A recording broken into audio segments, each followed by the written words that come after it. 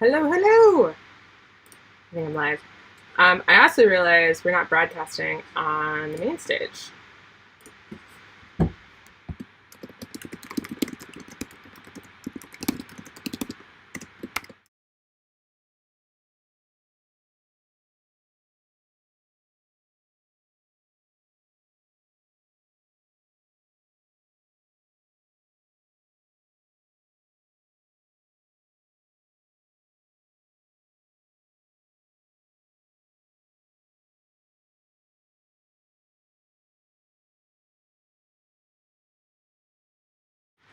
So there we go. Sorry, YouTube.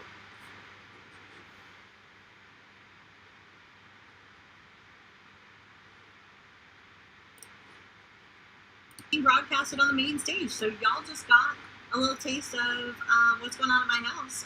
Welcome. Today we are currently playing Welcome to. It's a play along, and we haven't got very far. So, but if you'd like to play along with us, grab a sheet real quick. I'm not sure why it's not working on the main stage. No idea. Hey, Allie, the main stage link is going to Girls Game Shelf. Even though the schedule does have this thing, Bob.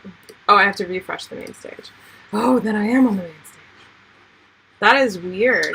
Okay. Not sure why. Oh, and it's muted. Okay. I solved it! Yay! That is interesting. Huh. I wonder if it has to do with the Twitch import. Okay. We did it! Welcome to my attic. Otherwise known as HABA Games headquarters. Yeah, well, HABA USA Games headquarters. So, if you... let me post really quickly in the main stage. If you were watching...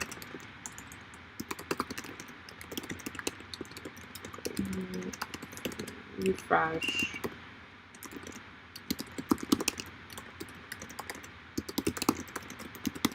Okay, cool. So this is HABA main stage. So basically, if you're not familiar with HABA games are games that are specifically designed for kids and families to play together.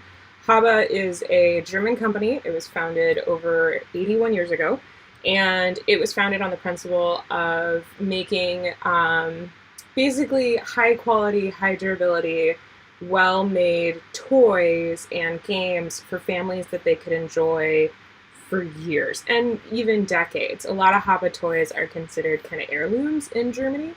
About 6 years ago, those games finally started coming over to the US, which is fantastic, and they have been very popular. We have a very large selection of HABA games available in the US now, and they are great for working with your kids and basically growing a little gamer. So the HABA games work very well on growing a lot of different skills. So you can use it to grow different skills that kids just need in general, like fine motor skills, socialization skills, like how to take turns, how to handle losing, how to handle winning, things like that. We also can do stuff where, well, I have an eye appointment. You can also do stuff with the games where we can teach gaming. So we can teach kids how to roll a die, because you got to teach them young. They don't just learn that, right? And then when kids are really young, they like throw the die, right? So with HABA, we have some games that you can teach them how to roll a die as young as 18 months. And we have games that the kids can play and actually play, not just be like coached, as young as 2 years old. So we have games that start that young, and then we have games that go all the way up to adulthood. A lot of our games, especially for like the 5 and up range, we like to make sure that they're fun for the adults and parents as well as the kids, and that the parents can play the games with the kids without having to pull punches, as it were.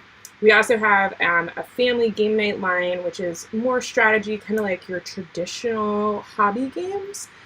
So we have some games designed by Wolfgang Kramer, Michael Kiesling, a couple other like German designers that you probably are familiar with, to give you a more traditional hobby strategy game.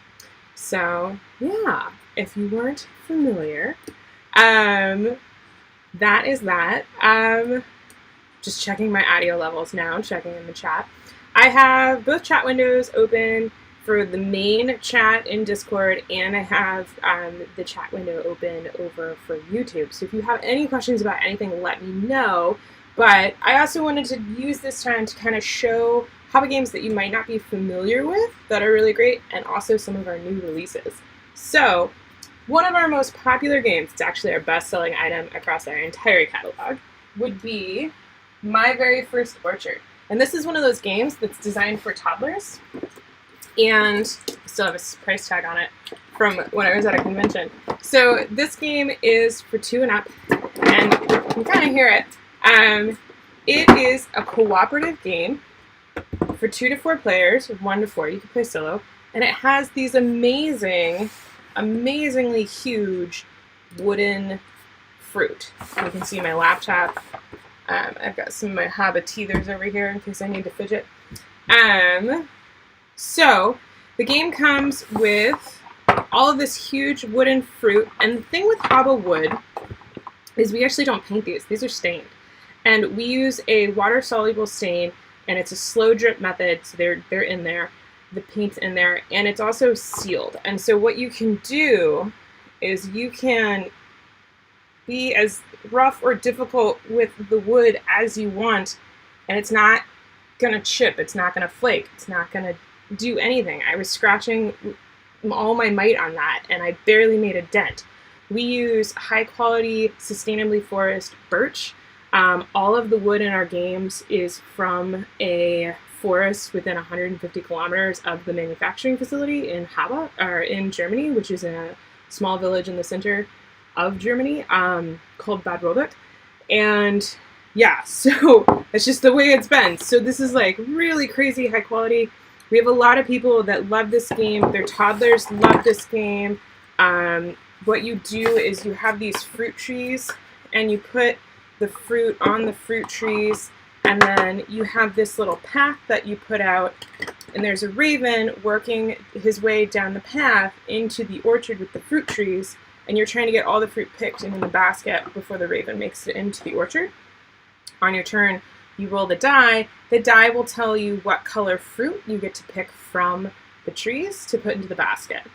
There's also the raven. So if you roll the raven, you have to move the raven 1 step closer on the path. And then there's also the basket. And the basket allows you to kind of talk with kids about quantities and do a little bit of strategy discussion, where you can, the basket lets you put whatever fruit you want into the basket. So you can say, okay, well, which tree has the most fruit, right? Which is something that you have to talk about with younger kids that you kind of don't really think about. But this is the best-selling game, it's the best-selling toy in our catalog, and it does really well. I feel like every parent that is a gamer has heard of this game. But if you have not, this is a great game for the littles in your life. And because it's cooperative, they can really learn the concept of winning and losing, and they can like work on that. So yeah. Oh, this is fun. Christy says that they played this last night, and the 5-year-old loves trying to teach the 2-year-old how to play. So that's awesome. Chito, this is not on Twitch, which if you're trying to find it on Twitch, you wouldn't hear me answering.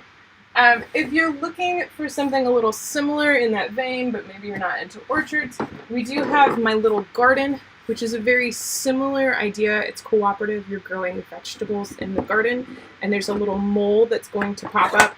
So if you're trying to grow a garden, this one is kind of more a traditional board game look and feel, because it does have the 4 fold-out board, and you're planting the garden in the center and building them up.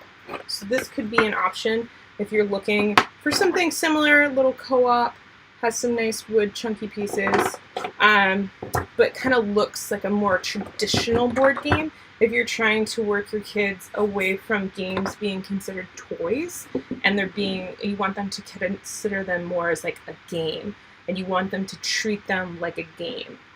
Because, as you all know, there are certain rules that you have when you talk about playing a game with somebody, right? Like, the games have boards and they have pieces, and those boards and pieces go with that game, and it's presented a specific way, and there's some rules about what we're allowed to do with game pieces. Like, you don't bin them, you don't throw them, you try and keep them on the table, that kind of thing. And you can use this style game to start to teach that to your kids. And these pieces are super durable. And so you don't have to worry about them getting messed up or lost. Well, they might still get lost, but we do have a replacement program as well. So you can use these games to teach those kids those concept of games, so that when they're a little older, they understand it really quickly. And the great thing is we've had some parents tell us that they use these games to teach the kids like what a game is and the concept of a game and respecting a game. And then it has the kiddos treat their adult collection better. Like, they get it, and then they're like, oh, that's my game, and I treat my game like that, so I'll treat mommy and daddy's games like that. So it's like a fun little side effect. So yeah, if you're looking for something competitive to teach your kids about competition at a younger age, we do have a selection of games for toddlers that work as competitive games as well. So one of my personal favorites would be here, Fishy Fishy. This is a classic. This was my niece's first game. And so, we use a paper bag instead of plastic on this one to keep the pieces together. But this one's really easy. Each player has a player board. You'll pop out these pieces and put them somewhere to the side. And the goal is to be the first player to put your board back together. On your turn, you roll a die, shows you a color. Then you just have to go fishing for the fish of that color. The first player to fill in their puzzle board wins. It is a very straightforward game. It's very simple, but it works on fine motor skills with the fishing pole. You can, if you want, instead of having them use the fishing pole, you can have them just use their hands to fish. But it works on colors. It works on taking turns. And like I was saying, it works on the concept of winning and losing, which a lot of kids need to work on. And they also need to work on the idea of, like, sometimes I lose, sometimes I win. I can't be a jerk in either of the situations, right? So this is a good game if you're looking for something to work with competition. We do have a whole line of these games. They're called My Very First Games, and we have them in a variety of price points. So we have this guy, and then we have these rectangular ones right here. And these ones have less wooden bits in them, so they're more affordable. This one is about cleaning up your room, and you can play this one competitively or cooperatively. But parents really like this one, because when you finish playing, the game is picked up. Because what's going to happen is you'll stand this up, and you'll put the toy tiles out in the room, and depending on which way you're playing, they'll be face up or face down. But as you play, you reveal a toy, and you're like, oh, that's the car. Then you put the car on the slot that it goes in, and then when the game is over, it's all put away into the box, all ready for you. So that's a really popular one for that reason. I have to fix my door. There we go. Now my door will stay closed. But yeah, so these rectangular games, if you see any of these My Very First rectangle games, these ones are a little bit more affordable. That's because they have less of these nice wooden pieces in that are also stained and laser printed when they have those pictures on them. But these these rectangular ones, they often have 2 or 3 games in them. So they'll have a competitive game and a cooperative game, and then often like a free play game. So these are really great if you're not sure the kiddos are to this level yet, or if you're looking for something with a little bit more variety. That's an option as well. So those are our toddler games. The AC has kicked on, which I'm grateful for. It's hot in Portland. I don't know, is the heat wave finally hitting the rest of the country? I feel like summer has actually arrived. So yeah. So I also just want to point this out because nobody else appreciates this. So at conventions, at trade shows, I go to a lot of trade shows for HABA. We set up the games on tables, and I set this one up all the time. This is Hungry as a Bear. This one's really great if you're working on self-feeding with your kids, or just like different food-related things, because you're gonna feed the little cardboard bear, but you make the cardboard bear, and he just sits in the box with his mouth open, gaping. So I have this set up in my booth for like the weekend or the week or however long I'm doing, and he just sits there and stares, happy as a clam, and it just makes me smile and laugh. He's like the creepy. It's creepy, but it's not. I don't know. But there's a little curved spoon, and you just feed him. And there's the dice roll to tell you what to feed him. This one, like, you can do a competitive or cooperative version. There's 3 mini games with this one, but this is one of our best sellers, and it just cracks me up, and I have to set it up whenever I can at a show because it's just. I mean, how can you not? Like, I just want to feed the bear all the time. The creepy, happy, soulless eyes.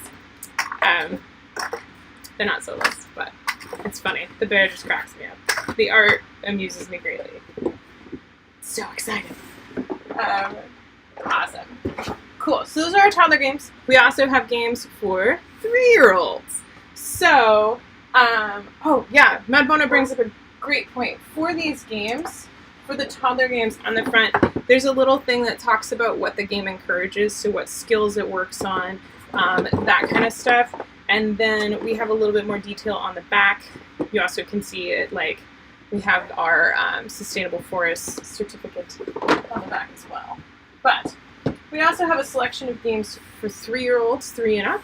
Our most popular ones in this age range would be, of course, Unicorn Glitter Luck and Dragon Rapid Fire. So these are basically intro to roll and move games, and I've been told a lot that these are basically Candyland replacements. So if you're sick of Candyland or you don't want to introduce Candyland, this is kind of that. I'll do the unicorn one because it's the best. Unicorns for life. Are you Team Unicorn or Team Dragon? Let me know in the comments. So in this one, it's a roll and move game. So there's this nice puzzle board. At HABA, for these younger kid games, we always use the puzzle board. And we use the puzzle board because the fold boards, the more kids do them and they sit and they fold them and they fold them, the paper will rip, right? So there's not a lot of durability in those foldable boards. So as much as we can, we try to do this puzzle board. If we do a foldable board at a younger age, we really reinforce it. So you have the puzzle board, then you have the 4 unicorns. So each player would pick which unicorn they want, and, oops, put that unicorn upside down. Then there's a die. There's 2 dice. So the first die, the blue one, it just tells you how many clouds you move. So you roll the die, and then you move that number of clouds. If you land on a space that has a pink cloud, the pink die, you roll the pink die, and it tells you how many sparkling gemstones to collect. The game is whoever has the most sparkling gemstones at the end wins. And the first person to get to the end will trigger the end of the game, and they'll get bonus gemstones, but they won't win necessarily. There's a couple like rainbow stuff. There's an element of sharing. So if you land on a present space, you give a gemstone to somebody from the supply, not from your own. And the thing that we really like about this game, in addition to working on taking turns, counting up to 3, the concept of kind of you roll the die and then you do an action based off that die. There's also sharing. You also work on winning and losing. We have, if you're playing with younger kiddos that can't quite count yet, on the back of the board we have this laid out section for the kids to figure out quantities. So what you do is the kids will just put the gemstones, 1 on each cloud, and then they can see who has more. So the 5-place clouds are highlighted, so if you want to talk about like 5th place and counting, you can do that. But if the kids are playing on their own, they don't need to be able to count really high to figure out, they don't need to count over 10 or whatnot to figure out who wins. They can just flip it over and they can put their gemstones out and they can see who wins that way. So, oh man. Alright, so it looks like Team Dragon is kind of winning. I like Team Dragacorn. I'm with Mad Bona. Team Dragacorn. Dragon combined with Unicorn for the win. So this is the unicorn version of the game. The dragon version of the game is very similar, but it's dragons. And you just have dragons and they're racing for fire gemstones. And there's an element of decisions in this one. So very similar, 3 and up. These are both very good for if you're working on just, like I said, concept of a game, taking turns, competition. And this one it's a little faster than Candyland, and because it doesn't use the deck mechanic, like with Candyland, you can get that one card and you have to go all the way back to the map, and it's very, like, it just drags the game out. With this game, you're always moving forward, and so the game has a little bit more of a restricted timeline than Candyland. So, I don't know if we have any anti-Candylanders out there. I didn't even like Candyland when I was a kid, so it's maybe my bias is showing a little bit. So if you have kiddos that are a little older, or when the kiddos are a little older and they're getting into the 4 and up age range, we have quite a few more games for them on that one, including our classic Animal Upon Animal. So, so this one is one of the oldest games in HABA's collection. I believe it celebrated its 26th anniversary. So in this one, it's that high quality German birch, stained, not gonna scuff or anything like that. You have a crocodile. You put the crocodile in the center of the table. I'll do it 3D wise. Each player is gonna get 1 of each type of animal, and then on your turn you roll the die, and it tells you how many animals to stack. So it's a dexterity game, because you're trying to be the first person to get all of your animals stacked onto the crocodile. And this is one game that works really well with fine motor skills, taking turns, dealing with, like, what happens if something falls, that kind of thing. But this is one of those games. This is one of the first games in our series where parents can compete with kids straight up. Like, you don't have to pull any punches. Like, the way that, think about it, one of the first toys that we give kids and kids love to do is just stacking stuff. This has turned that into a game. The kids have been stacking stuff since they could stack stuff, right? Like 16 months, 18 months, those younger ages. As an adult, we've been stacking stuff a little longer, but we also are caffeinating a lot. We're not hydrating enough. We are starting to get arthritic, carpal tunnel. We're just old, and we can't keep up with these young stackers, right? So this is one of those games, this is one of the first games where you start to really see, like, you can play with kids and you can play with kids. You don't need to worry about pulling punches. If it's their first time playing, maybe they're a little too young, maybe their fine motor skills aren't quite there, but they will get there really quick. So this is for 4+. I've definitely played this with a little younger. If they're already kind of comfortable with stacking and rules games, this is great for that. That is great coffee, speaking of caffeine.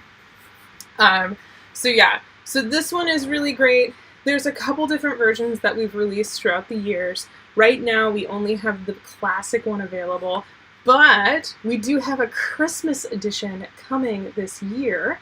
You can find more information for that on BGG. I sadly don't have a sample. I mailed it to a photographer to take pretty pictures. But the Christmas edition, Animal Upon Animal, will use the same rules, but there'll be Christmas-themed animals and items. So there will be a mountain range instead of a crocodile. There will be fir trees, squirrels, white bunnies, a sled, a Christmas star, a reindeer. Is there anything else? I can't remember. But you can find more information for that on BGG. I believe it's like Animal Upon Animal Christmas stacking is the thing. It does have a reindeer, yes, Madbona. So this is a great game. It works really well as an independent play. You can play solo and try and see how high you can get. There's a recommendation from Christian. If you're playing 2-player, have each player have 2 animals. Another recommendation that I saw somebody gave me the other day was you put all the animals out, and if you're playing 2 or 3-player, you have everybody draft animals until they have an equal number. That is actually genius, and I want to play that way. So yeah, if you're looking for different versions, there are a couple different versions online. I know you can find, like, we had a mountain themed one. It was called Crust Climbers. There was one Animal Upon Animal, Here We Turn, where you build it on a board, and sometimes you have to turn the platform, so you have to like turn the whole pyramid. So this is a classic. It's just a great game. I love this game. We do have a smaller, actually travel-friendly version right here. This one is a small 2-player one. When my nieces were younger, and we could go to brunch, I actually kept all of the animals in this plastic baggie that comes with the game, and I just kept it in my coat pocket. And so if we were like waiting for lunch or brunch or whatever to be served, we would just sit and play this. But it comes with, you know, crocodile, and then like kangaroo, porcupine, polar bear, rubber ducky. Well, it's not a rubber ducky, but that's a rubber ducky. Like, that's a rubber ducky if I've ever seen it. So this is also an option if you would like a travel-friendly pocket version of the game. Sorry if y'all can hear Xena just barking occasionally. So that's Animal Upon Animal. This is available. All these games that I've shown you so far, actually I should have mentioned, are available now. They're in stock. They're in stores everywhere. You can find all of these on habausa.com as well, and we have a coupon code for the convention. So if you would like, the coupon code is VGC, so Virtual Gaming Con 2020, and it will give you 10% off everything at checkout. So just put the code in at the end at checkout, and it'll give you 10% off your entire purchase. I believe there are some items that aren't included. We have some games that are already marked down. I don't think it works on those. But otherwise, it's 10% off your entire purchase. So if you're looking for gifts or you want some HABA games, now's the time to do it. Speaking of unicorns, we have a unicorn glitterluck cloud stacking. I'm going to have to like turn off autofocus because this is driving me nuts. I don't know if it's driving anybody else crazy. Let me just turn off autofocus really quickly on this camera.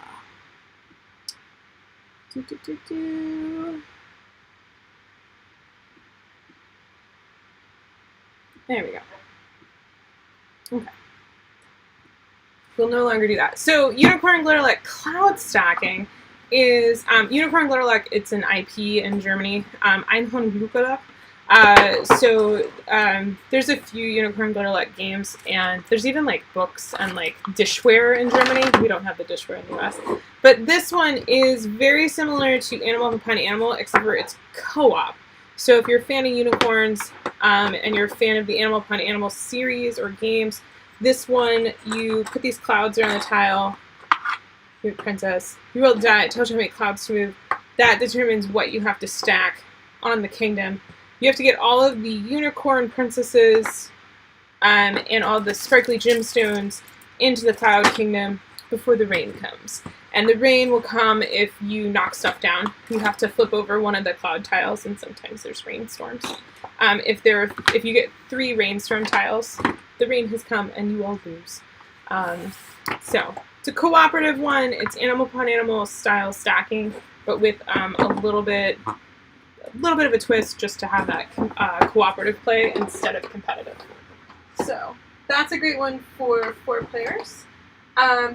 Another one, we have some educators. I've seen some talks about education. This is a great one for STEM. So this is a 4 and up. It's a spatial reasoning game. Really great. And so what you do is you're going to build the platform, and you put you can play on any surface really, and you spread these 2 platforms out as far as you want. This is actually my niece's favorite HABA game. They love this thing. They play it on their breakfast bar, and they make it like insane. They play it during breakfast. Sorry for the squeegee cardboard. But you put these out, and you can put like obstacles between them. And then there's these stones, these giant carrots of awesome. These are for the winners.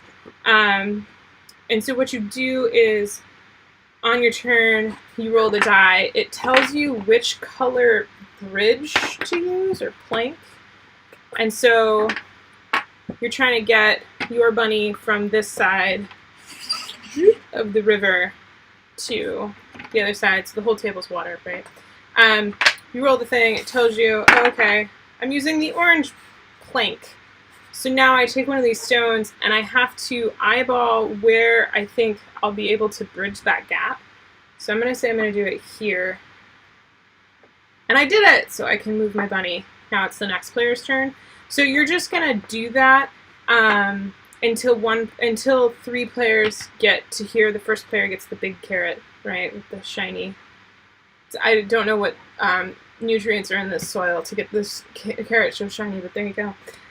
So this one's really great for spatial reasoning. It's really fun to do with like crazy table stuff. You can do it with a simpler table for younger kiddos or until they figure it out. But this one is really great for if you want to have like STEM discussions in regards to, you can get even crazier and talk about like measurements and distance, and you can like get a ruler and actually do like measuring if you want. There's a lot of options on this one, but this one's really good for just introducing those concepts of distance and eyeballing and estimating. So, yep.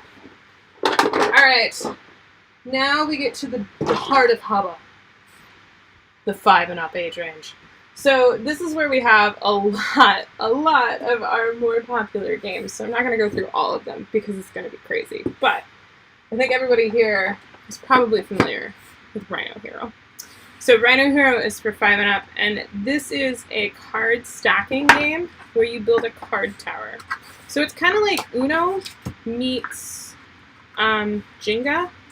Jenga's not a great analogy because with Jenga you're tearing down a tower while also building it up. On this one you're just building up the tower, but it's definitely Uno mixed with card house building. So you're going to have a hand of 5 cards.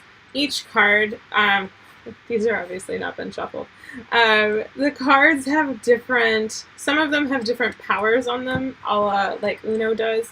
And so what you're going to do on your turn is you have room silhouettes. You're going to take a card.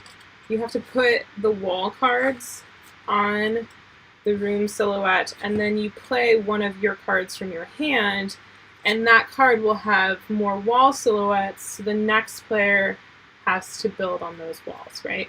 So the cards have, there's ones that have no abilities, then there's some that have certain abilities. So this one has the rhino on it, so you place that here, and then the next player has to put those walls down, and they have to put the Rhino Hero figure on the Rhino Hero spot.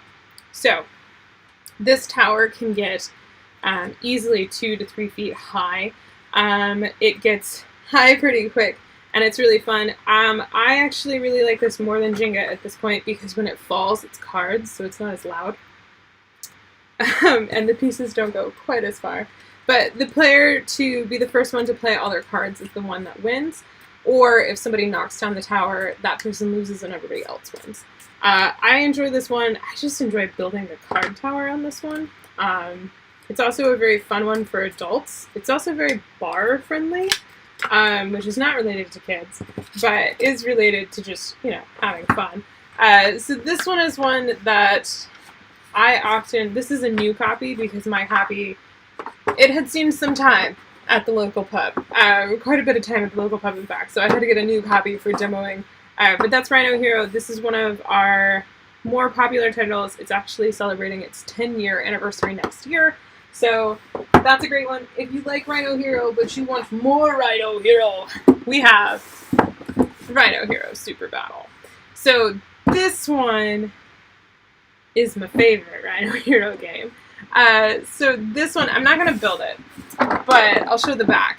So this one, you have 2 different sized walls. So you have tall walls and you have short walls. And every player has their own hero figure in this one. So instead of just moving one figure, you're moving your figure.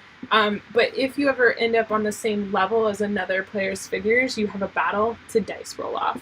And if you lose, you have to move back down. So this one, you have the tower building wider, you have the tower building taller, and then you have every turn you're moving figures up and down like a bunch, so there's a lot more with this one. I really like to build this one. My nieces now, this is their favorite HABA game right now.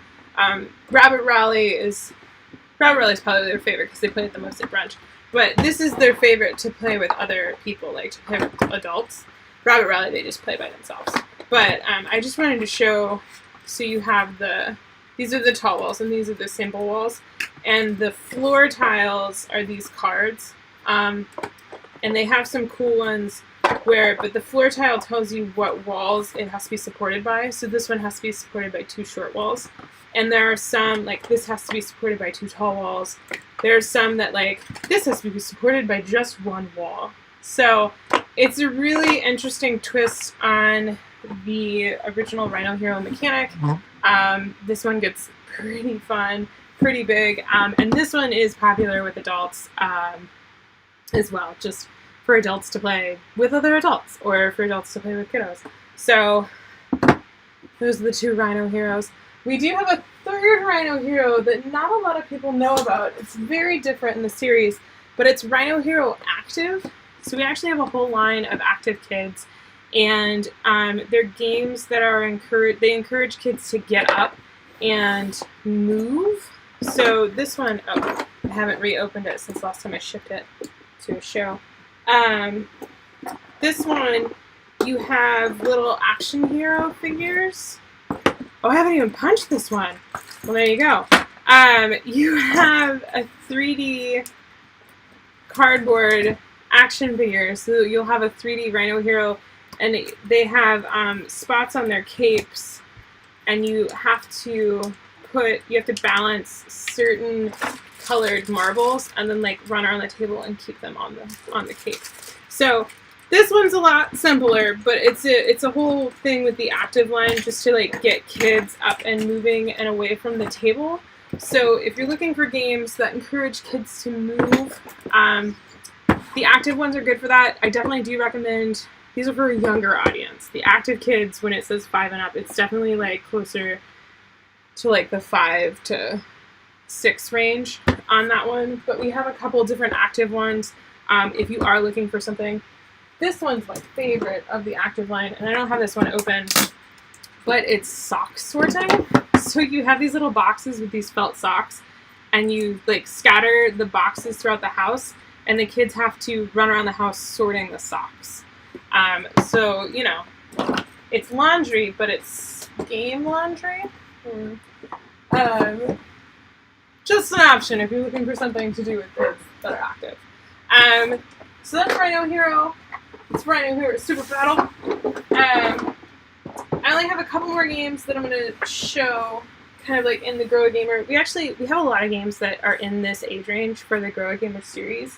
And one of the ones, these 2 right here, I have all their price tags on them, which maybe would help you all, I don't know. These 2 right here, actually, these 3 are kind of like the next level of gaming when it comes to growing your kids up into being little gamers. So they each work on different game mechanics. Monza is great for STEM. It works on programming or sequence planning. So you have to roll 6 dice, and they have colors, and then you have to make a sequence of those dice to get as far as you can. So this is a really great one to just start talking about sequence planning and planning ahead even within a single turn. Like you have to do X before you can do Y. This is really good for that. Brandon the Brave is a really great introduction to tile placement games. So this is kind of Carcassonne light. So with Carcassonne, you're building a big city, right? Brandon the Brave, Carcassonne, you're building the French countryside. Brandon the Brave, you're building a countryside. But with Carcassonne, they use square tiles, and so when they made my first Carcassonne, what they did was they removed the decisions that you can really make with those tiles. They removed the placement restrictions as much, and when you play a tile in Carcassonne, when you're playing a tile in my first Carcassonne, you don't have control over what meeples you put on it. The meeples are pre-printed onto the tiles. So there's not a lot of decisions. They just simplified Carcassonne by removing decisions. With Brandon the Brave, instead of doing square tiles, so you have 4 sides to figure out how to connect, they did triangles. So you have 3 tiles to try and connect. But aside from that, there are some smaller placement restrictions, like normal Carcassonne, where like you can't place something so that it would make an impossible lake or an impossible tent structure, right? But you still have agency and decision on where you place stuff and like kind of what tiles you connect so that you can place your figures. And the first person to finish all their quests, to place all their quest figures, will be the winner. So I really like this one. This is the one that I use to teach my nieces that kind of like tile placement map building game. And then now they're 10 and 8 and they rock it at Carcassonne. But we actually started this one with, Emma was 4 when we started with this one. So this is really great for that. Tiny Park introduces, it's another tile placement game, but it uses the Yahtzee mechanic, the Yahtzee reroll mechanic that you see. You have 3 rerolls and you're trying to press your luck, maybe a little bit, to try and get tiles to complete your park, and the first person to complete their park wins. So this one is great for introducing that press your luck mechanic, where you can roll the die and take what you're given, or you can re-roll some and hope that you don't mess yourself up. So that's really great for that. I really like all 3 of these games. When we start talking about like getting a kid to be like a hardcore gamer, it's these games, and then the next step is like you go from this game and then you can easily go into like Patchwork or King of Tokyo or St. Malo or like a lot of those other games. So that's what I like this selection of games for a lot. So yeah, let's start talking about new releases, because all these are great. We have some HABA fans in the back. But let's start talking what we have coming. And I'll start with what's like been recent. So we have, I have to do a little story. So in 2018, HABA won the Kinderspiel des Jahres, which is the Children's Game of the Year in Germany. Huge award.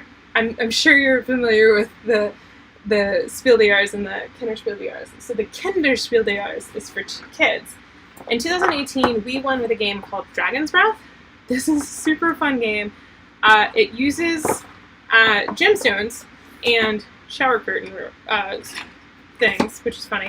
But you basically, you take all of this from inside and you put these here, and then you put the gemstones inside, and before every round, players will draft these gemstone tiles to call dibs on a colored gemstone.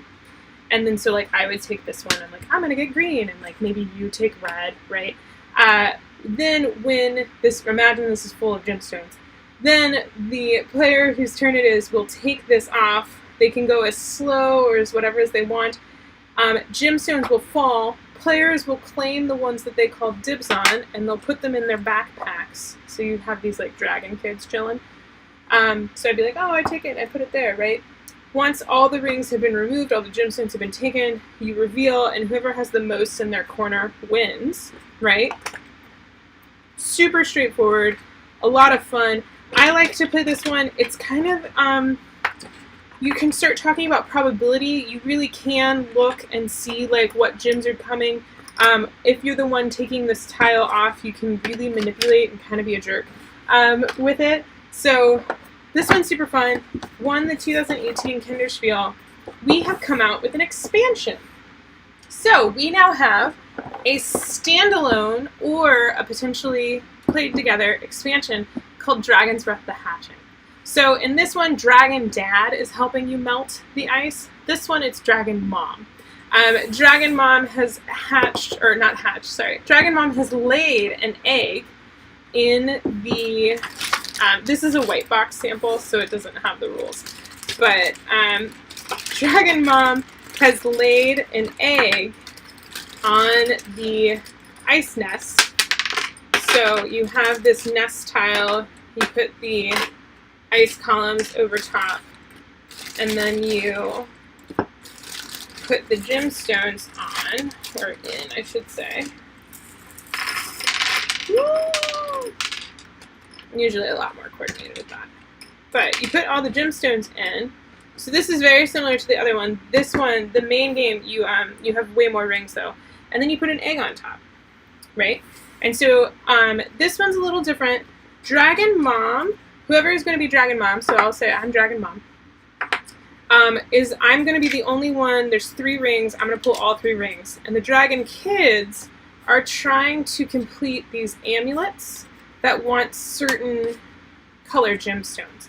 So you're still drafting gemstones, but instead of calling dibs beforehand, you draft them from what falls. So as Dragon Mom, I have to take... Ooh, okay. I have to take these off, and I have to try not to have the egg fall, which is fun and more complicated than you think. So, after it's fallen, this player gets to pick 1 gemstone, so they'll be like, oh, I want that purple. This player would have 1 more card, and then they would get to pick a gemstone. They'll be like, oh, I want a green. Now it's Dragon Mom's turn. Dragon Mom gets to hate draft. So this game teaches kids to pay attention to what other kids want, because as Dragon Mom, after I've taken that, my entire job is to just make sure that the Dragon Kids don't get what they need. I'm a very mean mother, apparently. So I'm like, oh, well, they kind of all need green. Oh, he needs yellow. I'm going to take this yellow and this 1 green. And I put 1 in each of these holes. My box is falling apart, so it's not so secret anymore. So there you go. Then the players would keep drafting until all the gemstones are gone. Right, and then I would get this last one, and then I get to take the next one. If I'm a bad mother and the egg falls, I have to, I'm so sad. My boxes, like I said, this is the prototype white box copy, so it doesn't stick together. Whoops, Mom. It doesn't stick together super great. But anyway, I would put Dragon Mom in one of these holes, so when it's my turn to hate draft, I actually only take 1. But then I have to try and put the egg back on. So the game, so the round ends once all 3 rings have been taken off. Any gemstones that are still in the nest stay on the nest. If a player completes an amulet, they score the amulet, they get a new one to replace it. At the end of the round, any incomplete amulets are discarded.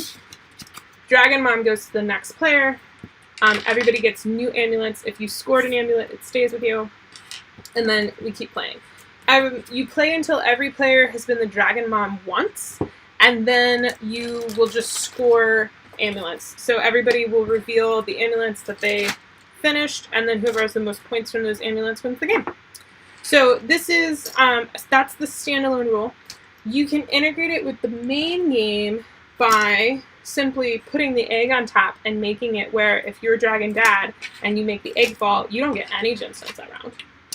The other thing that you can do is you can use the gemstones in this version and these rings to make the tower higher, and then you use the box as the 5th player's backpack or hidden cave.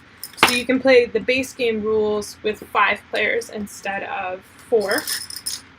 And then you can also play where you integrate the amulet cards. So instead of calling dibs and just grabbing all of one color, you implement the amulet cards, so you're drafting from the main game's gemstone fall into getting the amulets. So those are the options. The standalone expansion is $14.99, and it is out and available now.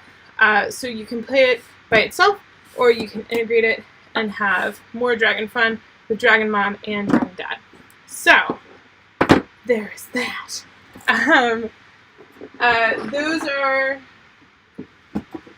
That's one of our newer titles.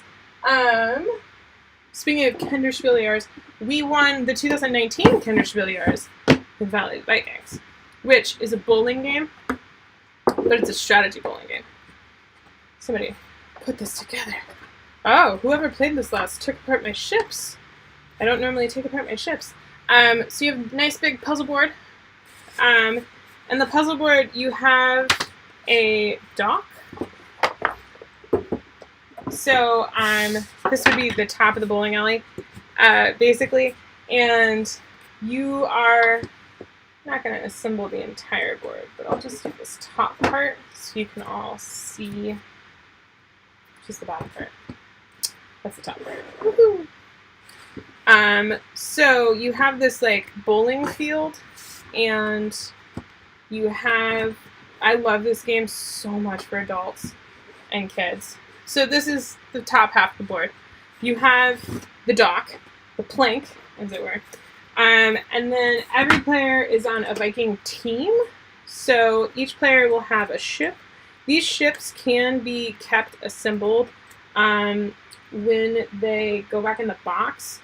But I had some people help me tear down my booth at Gamma. That was so long ago. And they must have taken apart the ships when they tore this demo down. But you can actually leave the ships together. So yeah, each player is on a Viking team. And each player, their Viking teammate, one of the teammates is bowling, and one of them is on the dock. You have these nice golden coins. But so like this would be the green team, yellow team, blue and red team.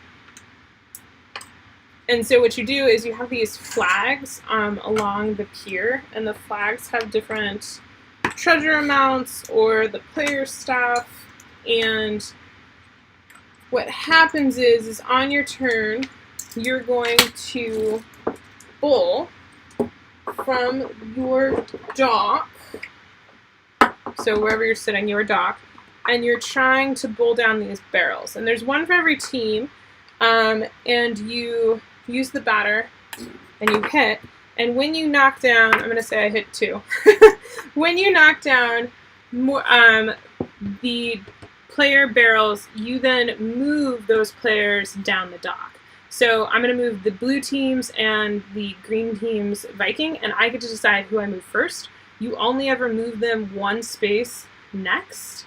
So thank you so much, Mabona. I'm actually going to make you, because I'm streaming from a different channel than I normally do, I'm going to really quickly make Mabona mod, because Mabona's awesome.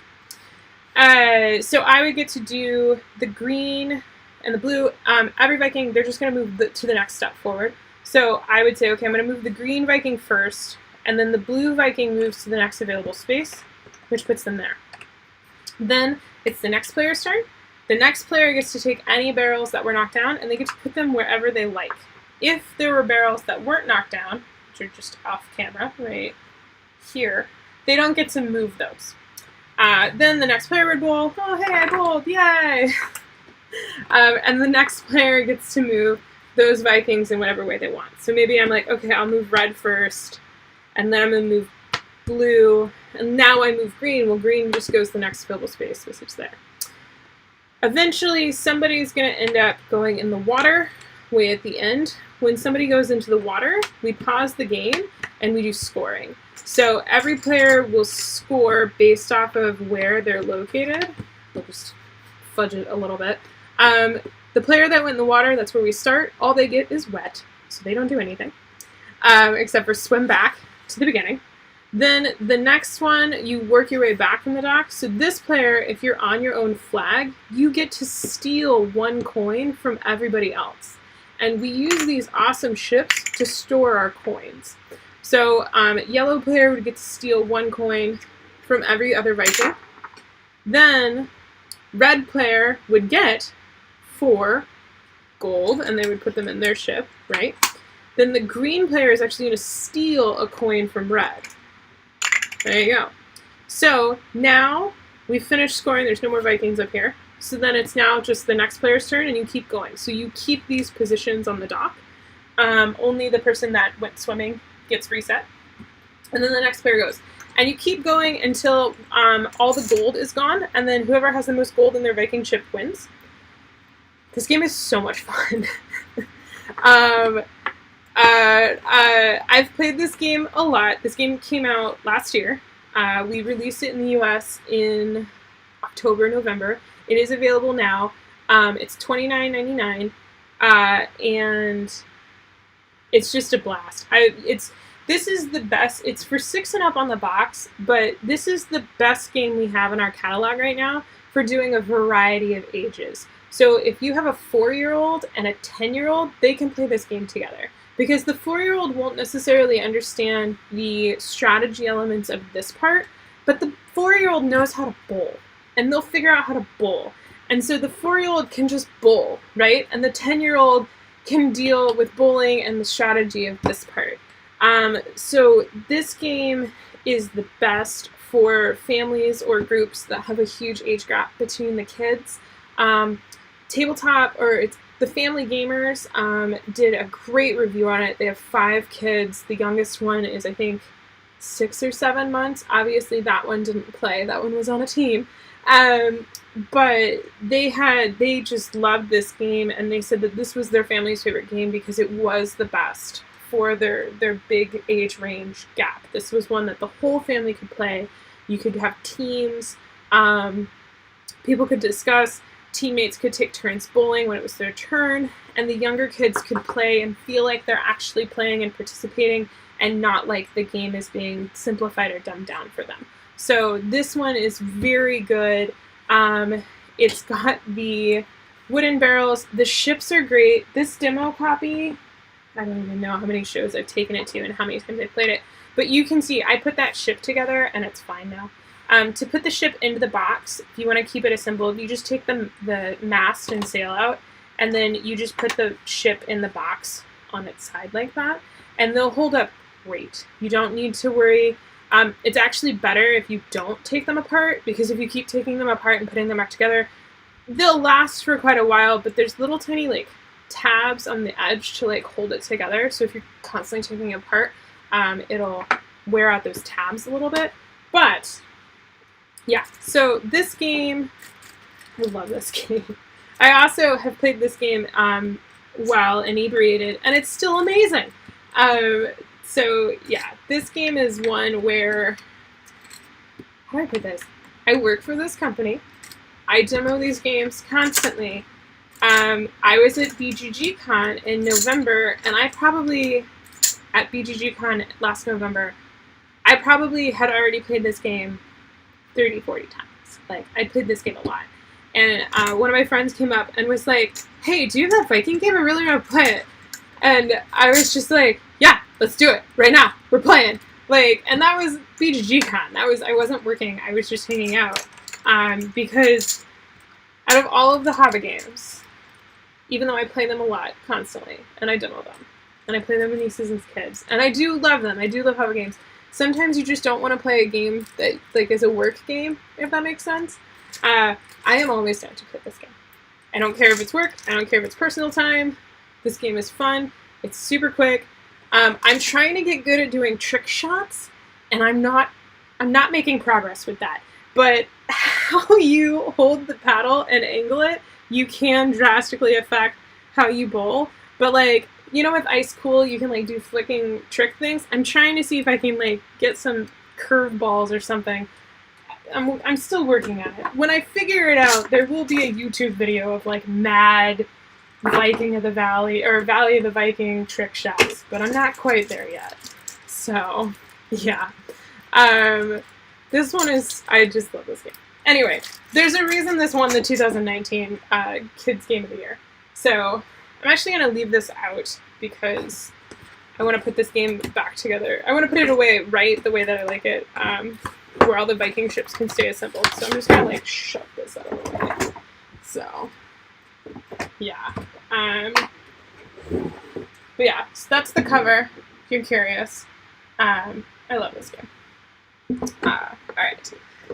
Another game that came out in October, which might be new for people, and we actually have demos of this game running all week and all show, and if you want a demo of this game, hit me up in the HABA channel and let me know, but it's Miyabi. We have a version on Tabletopia. It's private. I made it just for this convention, so if you want to play, you have to find me in the Discord at Virtual Gaming Con. I'm hanging out in HABA USA Text usually, but if I'm not in a demo, you can snag me and I will happily demo this for you. It's 2 to 4 players. It's designed by Michael Kiesling, and it's a tile placement game because it's Michael Kiesling. So it's a tile placement game about building Japanese-style gardens, and you build them up. So there's an element of kind of like building I don't want to say topiary map, but like 3D elements. And as you build the garden up, you will get more points because you'll score points equal to the size of the tile multiplied by the layer that you're building it on. So if you get really high, you can get, 20 points a tile, where in the beginning you're getting 3 points a tile, right? So this one is Miyabi. It is, it's about 45 minutes to play. We've found a 4-player game on Tabletopia with the demo and like the teaching of Tabletopia, the teaching of Miyabi, and then just the fiddle factor of playing a game in Tabletopia as opposed to real life. It's taking about 90 minutes. So if you want a full game demo, we have some of those. I think there's still tickets available in the Virtual Gaming Con system. If they're all sold out and you still want to play, let me know. And I will do a demo for you. We can do a half demo, we can do a full demo, we can do as much as you want. But the game is not publicly available on, it's not publicly available on Tabletopia, so you have to get a link from me to play it.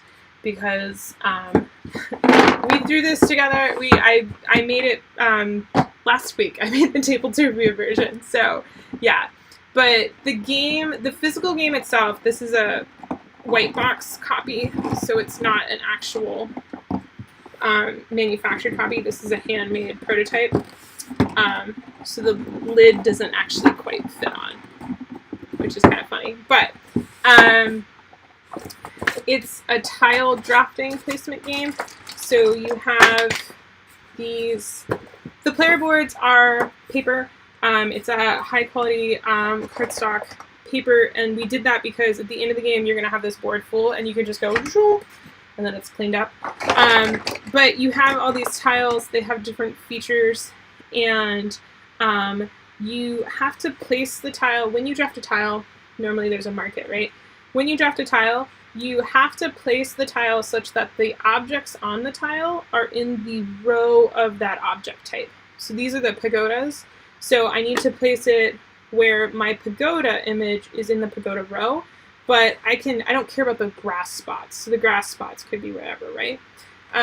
Once I pick where I'm placing that tile, I have to lock the column that has the image in it. So I just did that one. So this column is now locked. So I cannot put an object in this column for the rest of this round, but I can put grass in that column. So like I could do this, right, and put the koi pond in the koi pond row, and the koi pond is in this column which hasn't been used yet. I don't care that the grass is in a column. I don't worry about that.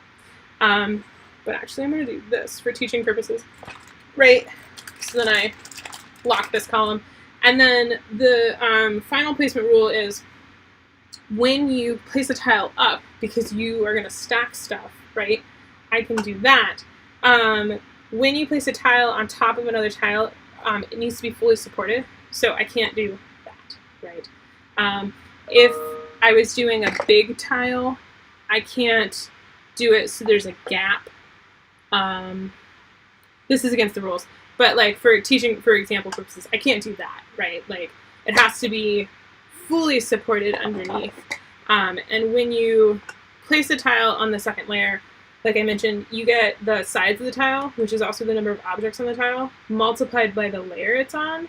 So this would be, it's a size 2 tile. It's on the second level, so I get 4 points for that.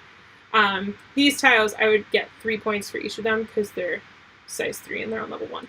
So the game goes, you draft, it gets builder, it gets taller, and you get points for the height. The drafting can get cutthroat if you're not. If you're into that kind of drafting and you're playing with those kind of people, it can definitely get mean with the drafting. There's a bonus if you're the first player to get a tile level to the 5th level. There's bonuses for that. There's also bonuses at the end of the game for majority visible, because when you're stacking tiles, there's nothing that says you can't cover up an object. But at the end of the game, there's actually bonuses rewarded for whoever still has the most visible of an object type. And so that is one reason why you might not want to cover stuff. This game is for 8 and up, but it is it's for 8 and up. So this is one of the things that people might not know. HABA actually has child psychologists on staff, and we actually test all of our games with the kids and age ranges that we're doing. And from a cognitive development standpoint, and also from a just mental capabilities and stuff like that, an 8-year-old can play this game. And an 8-year-old can compete in this game. You know, they might need a game or two to like get it and start to get the intricacies, but they can play this game and they can compete with adults. And this is a game where when you play with adults, you can get mean and you can mess yourself up. I mess myself up all the time with this game. So you can be very competitive with this game. It's very strategic with this game, but you can still compete with 8 and up, right, with this game. And with a lot of games, there's a lot of games out there where people are like, oh, have you played so-and-so? It says 14 and up, but I can totally play that with my 10-year-old. Well, the reason it says 14 and up is because they didn't want to pay for child testing for that game. So when you import games into the US, if you're saying that the game is for ages 13 or below, you have to pay for a variety of child testing for just safety regulation things, and it's very expensive. And HABA pays for that testing. We test all of our games for all of the highest standards that we can. So we have certificate of testing for every single one of our games that is for the US, for Canada, and for Europe, which are like the highest rankings that you can get. So you can buy our games and you can be assured there's no worries about lead. There's no worries, like if your kids sit and chews on one of our pieces, they're not going to get sick. I mean, they might get sore teeth from chewing on wood, but they're not going to get sick. We do all of the testing that we need to do so that we can put the age on the game that our child psychologists and child development specialists at HABA actually say, like, yes, this is the age for those kids, from like, those kids can play these games from a cognitive development standpoint.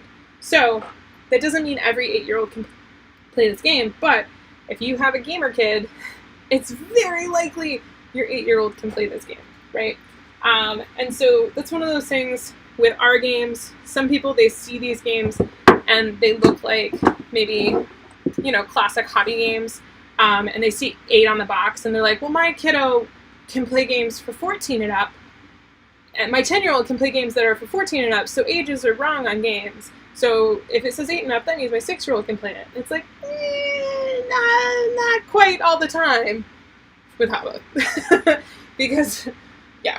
Anyway, that's like my rant about child testing. The other thing with this game is it comes with, this is a sandwich bag. Like I said, this is a prototype copy. This is my white box sample. This game comes with 5 mini expansions. So there's scoring variants / expansions. And some of them are just like you do bonus scoring a certain way, and some of them actually have additional components. But the game comes with 5 of them. You can mix and match. So if you play the base game a bunch, you're like, I got it, this is cool, let's make it harder. You can add in one or all of these. I definitely recommend adding them in one at a time. One of our reviewers added them in all at once because they were like, we're advanced gamers. And they were like, it worked, but my brain. And it's like, yeah, I would recommend, you know, one at a time and then mix and match. But there's some really fun ones in here. I really like the Zen Garden one because it kind of is, it reminds me of like Uwe Rosenberg's Feast for Odin, when you have to surround an item on your home board to like get it as income or bonus gifts. The Zen tiles basically are kind of like that. So it's like a Uwe Rosenberg style twist to my Michael Kiesling tile placement game, so I really like it.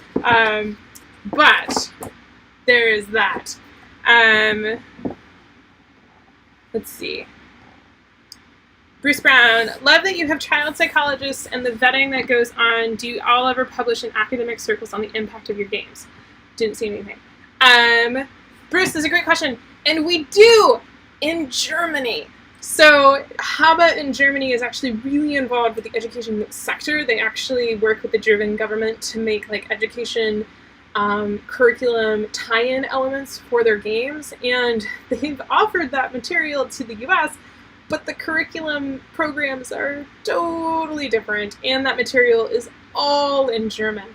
So HABA has done that, and HABA has done a lot of stuff with the German education system, and we're currently looking at trying to branch that into the US. But there's a whole language translation, and then there's also a whole standards translation. So we need to find somebody that is available and has the knowledge of like the US education systems and standards.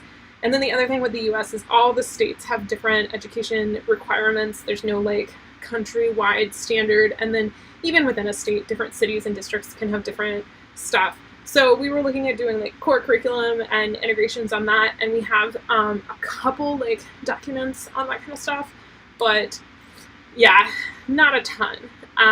So yeah, thank you so much, Mad Bona. It was great seeing you again. Mad Bona is just pointing out, we do have a coupon code for the virtual gaming con attendees. It's VGC2020 for 10% off your entire purchase at hobbyusa.com. So yeah, but for education stuff, we are working on that. We are trying to figure out the best way to kind of like bring over some of the stuff that HABA education, it's the name of the line in Germany, but HABA education has done to the US market. It's just, there's the translation factor, and then there's the, like I said, the curriculum and standards and that kind of stuff. But HABA has done some, HABA has worked with some facilities and stuff in Germany on the like brain development and things like that. So, yep, awesome. Okay, if you're interested, like I said, if you're interested in trying out a demo of Miyabi, we do have some events. You can search for Miyabi and the event thing for full game demos.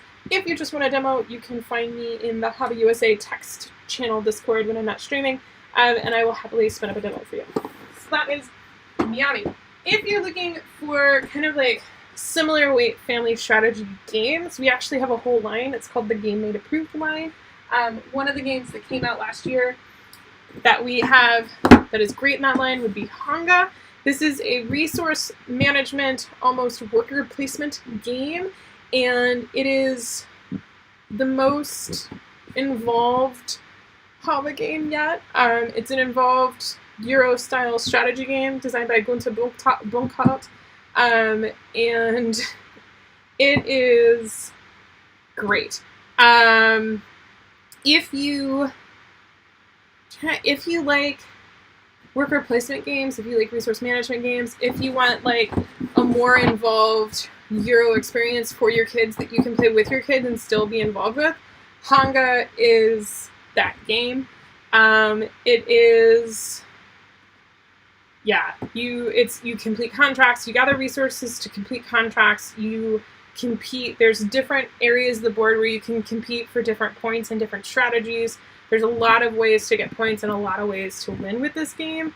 And it's another one where I've played this with people, like Heavy Cardboard. Edward from Heavy Cardboard, this was the first HABA game he ever played, and he was like, this is great. I never knew that HABA could do this kind of stuff. I just wrote you guys off as like just for kids, but this was actually fun. And it's like, yeah, like we have stuff that's just fun, even if you don't have kids involved.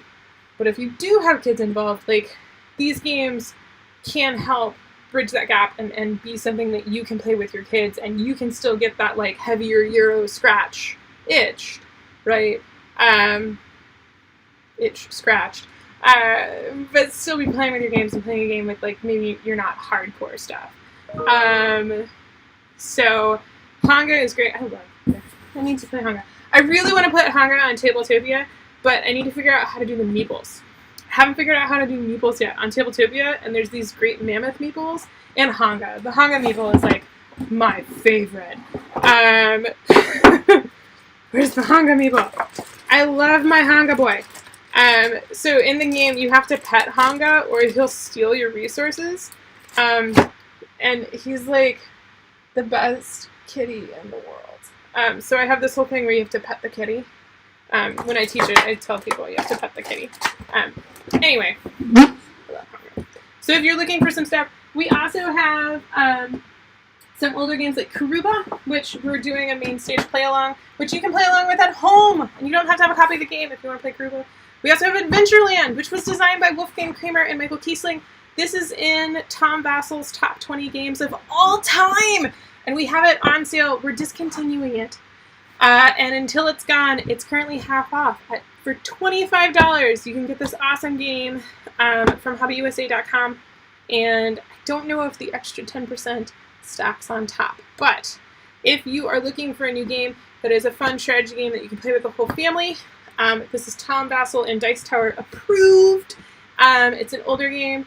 There's some great reviews and stuff on it. And you can find out more at HABAUSA.com. Adventureland. This is the stuff that people don't really realize we have here at HABA. So, yeah. Awesome. The other, let me talk about that. How much time do we got? We've got enough time. So, we have some new stuff. We have this game just came out. It just released. It was going to be an Origins Spiel release, or an Origins release. So this game just came out last week, actually. So this is Flash Firefighters. This is a quick, puzzly tile racing game, and I'll show you. I'm gonna answer some questions in the chat. So Martha asks, "Is HABA USA only translating, localizing games, or are you also publishing on your own?" HABA USA is just an importer. So we are the child company of HABA Germany. So we only import the German games, and I do the rules translations and localizations. However, I work very closely with the game development team in Germany. So I actually help them basically kind of pick games to publish. And when I help them in that regard, those games are published internationally. I also help them with development sometimes when they have like development questions and things like that. So for example, 3 weeks ago, I was doing development assistance on their fall 2021 games. So HABA USA is a company. All we do is localize and import. We don't do our own publishing or manufacturing, but we do work very closely with the German games department because we are a child company of them, basically. And we work with them on publish. If there's a game that I really want to publish, we can publish it. And as a matter of fact, there's 2 games that I really wanted to publish that we are publishing. HABA USA is making them, but HABA Germany is making them. It's weird. We basically said, we want this, and they said, okay, but you're paying for it. And we were like, okay, but you're making it. And they were like, okay. And so they're making it. Those have not been announced. They're super secret, hidden. There's 2 of them, and I'm very excited. I'm hoping we get to announce those soon. So yeah, it's this weird parent company, sister company, same company, different budgets for tax reasons. I don't know how you want to talk about that, but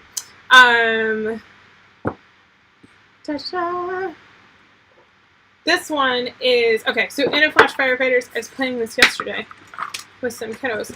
So each player is you're a firefighter. There's some hay bales on fire, and you are. Oh no, my boss is in here. Hi, Leah. So this one, you are. I am a tease, because we can't say anything yet about it. So this one, there's some hay bales on fire, and we are racing to put them out. But our fire hoses are all kinked up. So you have a whole bunch of tiles. They're fire hose tiles. I'm really glad no one else is here playing this with me because I lose this constantly. So you everybody starts with their fire hose on the same starting spot, and then there's these like starting hose hookups, and there's more than you need, so you just randomly get one. And then once everybody is set up, you say ready, steady, go, and everybody is racing to be the first to complete their fire hose, like untangle their fire hose. See, I do really well when no one's playing with me. I should just solo this game all the time. When you're playing with kids, you can talk to them about, they need to pay attention to like visual clues. Like the hose is not in the grass. There's still a little bit of asphalt in between. So you have to pay attention. And then they have in the center of the road, they have the line. So that is another thing that you can talk to kiddos that are struggling about like spatial reasoning, like pay attention to how the hose does with the line. But I can't demo this game without actually trying to finish. Yay! Okay, so once you get your hose all the way, the first player to do it grabs the water nozzle and they put it there. Yay! I'm the first to put my hay bale out. So I get a medal. I get a little medallion. And then because I won, I actually am going to move my fire hydrant back. If I was the player who was struggling the most, so I had the least amount of hose unkinked, I would actually move my fire hydrant forward. So there's a little bit of a built-in handicapping. So that's that. And then what you'll do is after you have a winner, everybody puts the tiles back in the center, you mix it all up, everybody passes their starting tile, so you have a new starting tile, right? And then you set it up again, and then you say ready, steady, go, and you go it again! And so you go until one player has 3 medallions and they win, or you can go until one player has 2 medallions.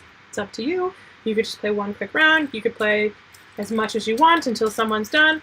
But this is just a really quick reaction, simultaneous play, spatial reasoning game where you can work on the quick reactions. It's a little bit like a puzzle. Kids that are really good with visual puzzles really like this game. My niece Emma, who's amazing at puzzles, rocks this game. Natalie, her older sister, is not so great with puzzles, but she's a little older, and so she's able to move and figure out a little bit of like the hose stuff a little faster. So it kind of puts them on even ground, which is great. But that's this one. This is available now. You can get it at hobbyusa.com. And it is $14.99 if you are interested in that. So this one just released, like I said, technically 2 weeks ago. Or a week ago. It was to be released with Origins, which didn't happen. But so there's that. So if you're looking for like a quick, fun filler game, this is great for that. And I have yet to... Did I win the game if I played by myself? I feel like the answer is no on that one. But I would like to think I did. So there's that one. Then we have another game. This is the German name. The English name is Barnyard Bunch. This is a co-op game. So we've had a lot of parents that really like our co-op games at the younger ages. And then we have some co-op games at the older ages, like 6 and up. But we didn't really have anything co-op in the like 4-year-old range. We had the stacking like dexterity game, but we didn't really have anything that was like a strategy co-op. So we are bringing this over. This was a 2019 Spiel des Jahres recommends. So it wasn't a nomination, but it was one that it was basically like a runner up to the, I guess you would say it was a semi-finalist. This one is co-op. You are all helping the farmer try and keep the animals on the farm. So it's kind of like a reverse tower defense game. And this one's really great if you're working on colors, some strategy logic, taking turns, doing what the game says. Co-op etc. I actually, when I played this with my husband when we were previewing it, we made a rule where you could only play in German.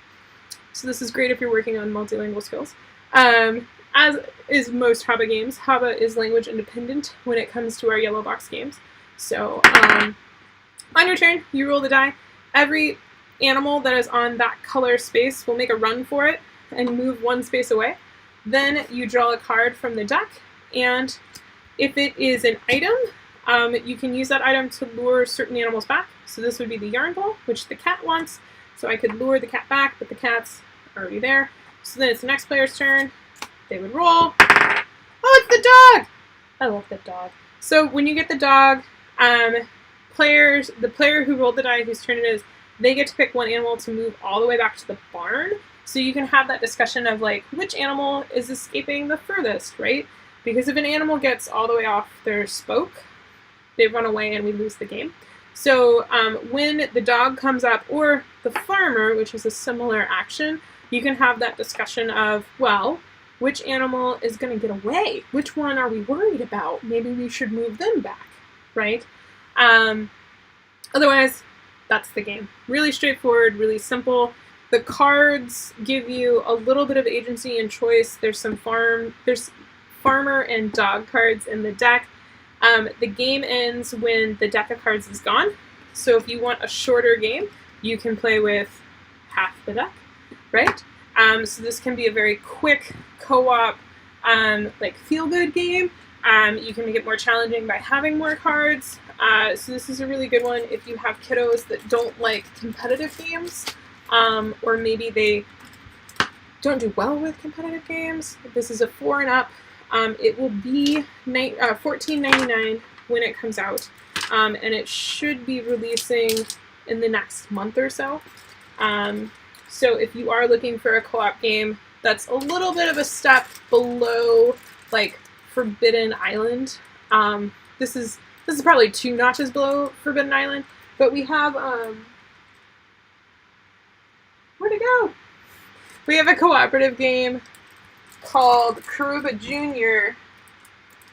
And I don't know where it went. All of my HABA should be up here.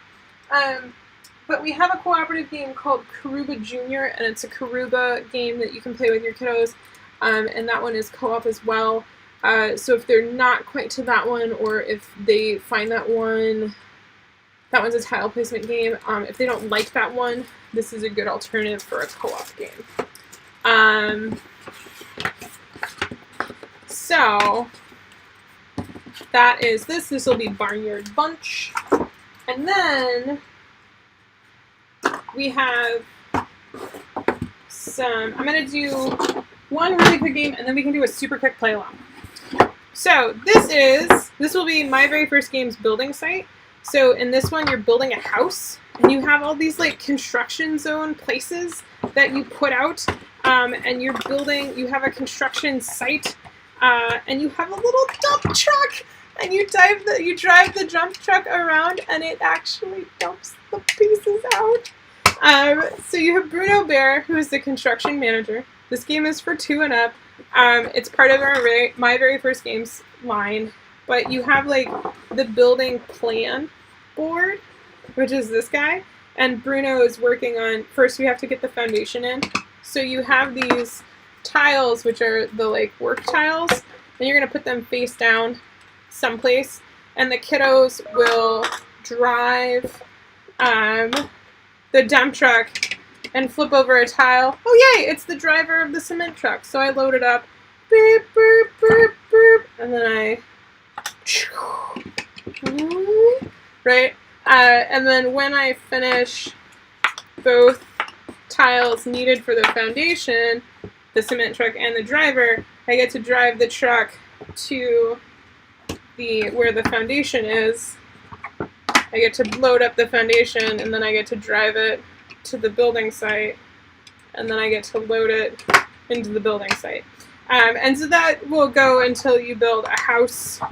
You have this whole cute house that you're building with landscaping, because that's an important part of home building.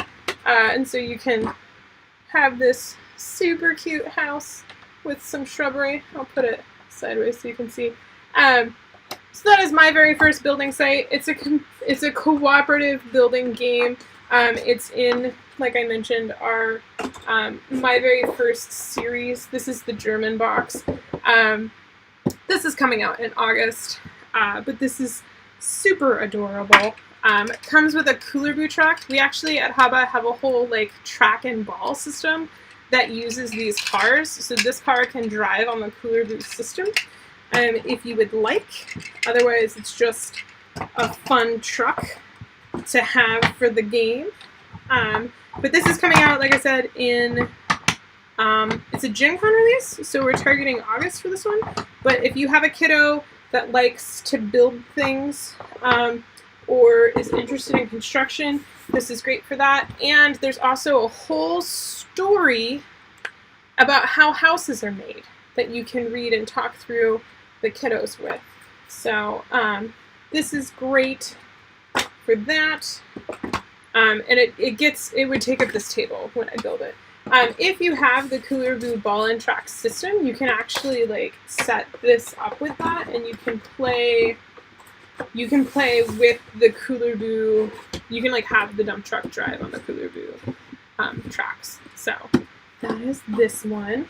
Awesome. And then some of you already know, but we're doing roll and writes. So HABA has 2 roll and writes that are coming out in August. So at Gen Con, we actually have a yellow box one, which is for 4 and up. This is a prototype copy, as you can tell from the word sample. And this is a prototype demo copy. But we have one that is yellow box for 4 and up. And then we have one that is our family strategy line for 8 and up. 7 and up, really. But yeah, so HABA's doing rolling rights, y'all. And we can really quickly, we have like 30 minutes, so we can totally play, do a quick play along if y'all would like. I'll color it or fiber finding, either one. I'll quickly overview both. Color it is a roll and write for, like I said, 4 and up. In this one, there are 4 coloring sheets included. You pick which one you want to color with. The game also comes with colored pencils. And what you do is you will roll dice. There's 2 ways to play. There's one where when you roll the dice, what you roll is for you and you alone. Or there's a way to play where you roll the dice and it's for everyone at the table. And so that method works really well for doing play-alongs or Zoom plays, that kind of stuff. With that version of the game, you can play with unlimited players, which is why we have a main stage color it play-along with Girl Game Shelf on Saturday. So if you would like to play Color It with a whole bunch of people, you can do that on Saturday. You can find that event in the Virtual Gaming Con listing. I think we're going to play with the hot air balloons and the rainbow. So we're going to do 2 full playthroughs. And you can have your kids play along. The link to download the coloring sheets are in that event. So you can download and print off the coloring sheets beforehand. You can have as many people playing along as can watch the stream. Just make sure you have colored pencils or crayons or markers in the colors listed in the event description. So if you want to do a color it play along, there's that. Then we have fiber finding. And fiber finding is a little bit more involved strategy roll and write, where you have boards and you're trying to find polyomino shapes. And you're racing against your competitors to try and find the shapes in time. Be the first to find them, but different shapes are worth different amounts of points. So you want to try and find the shapes that are worth more points, but you're also racing against other people, so you get nervous about that. So that's fiber finding. I love both of these games. I'm going to be honest. This one stresses me out. Which I think it's the point of it. So this one's super fun. If y'all want to do a quick play along of that, we can do that. I know I didn't have any prep files for y'all, but Color It, I have the downloadable file available now. I don't know if... Thanks for watching, Bruce. I don't know if the player board for Fiverr Finding is out there available yet. But I kind of want to just do Fiverr Finding with folks because it's so painstaking. Plus, we're doing a color it play along already. So let's see if we can figure out how to do Fiverr Finding. Let's do some internet sleuthing. Does anybody know, is there a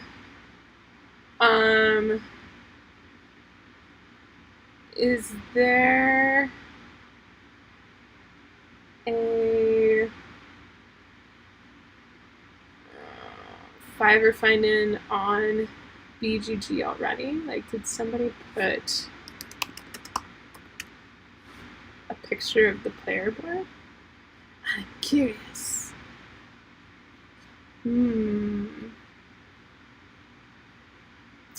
Doesn't look like there's a zoomed in picture of the player board. But we could make this happen. Let me see if I have a picture of the player board.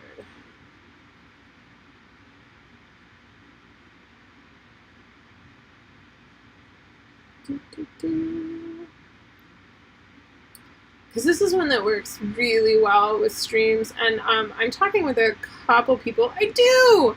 Okay, I totally have a picture of the board. Be too long to upload it to BGG. Oh, nice! Sweet! Matthew Perry is gonna go buy some HABA. That's awesome. Okay. There, I do have images. I can tweet them. And then I can share the tweeted link in the chat. So I think I'm going to do that. So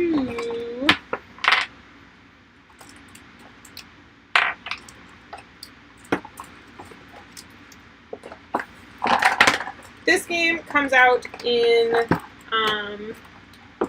August is the scheduled time. So let me get my camera. These are all the potential shapes that you can do. And the number on the tile is how many points you get when you use that shape.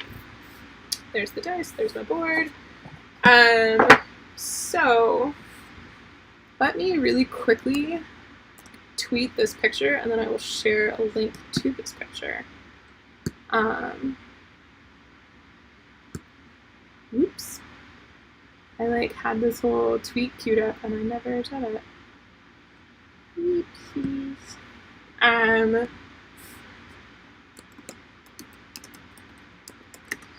Fiverr Finding. Alright.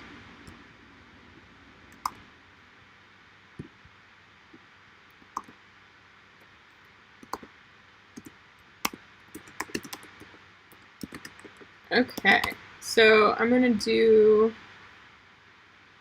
this image of the board and I'm gonna tweet it and then I will link my tweet to this chat.